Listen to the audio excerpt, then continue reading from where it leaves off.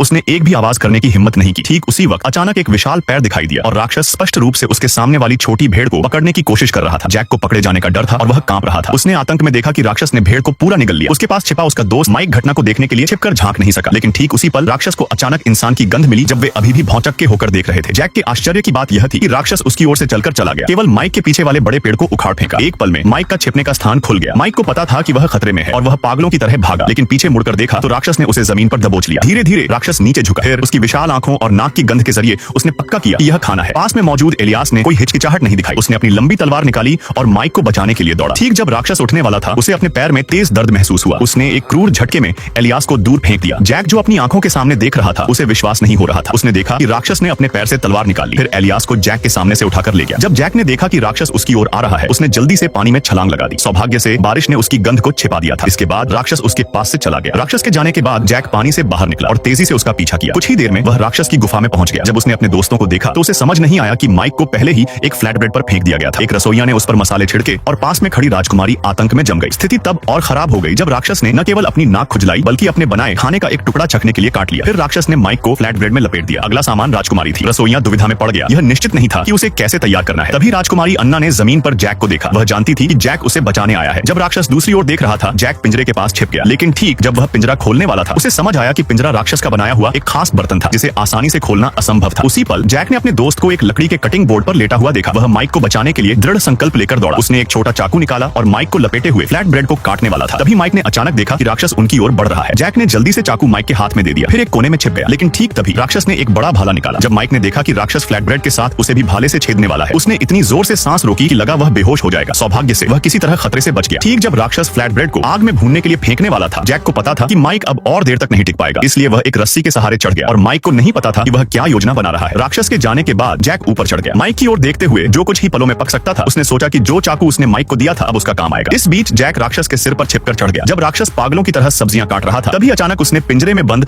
अन्ना की ओर हाथ बढ़ाया। ठीक जब वह उसका सिर काटने वाला था, जैक ने अपना छोटा चाकू उठाया। जब राक्षस ने हमला करने के लिए हाथ उठाया, जैक ने चाकू नीचे फेंका और उसी के साथ राक्षस की पीठ पर कूद पड़ा। इसके साथ वह आखिरकार राक्षस को हरा पाया।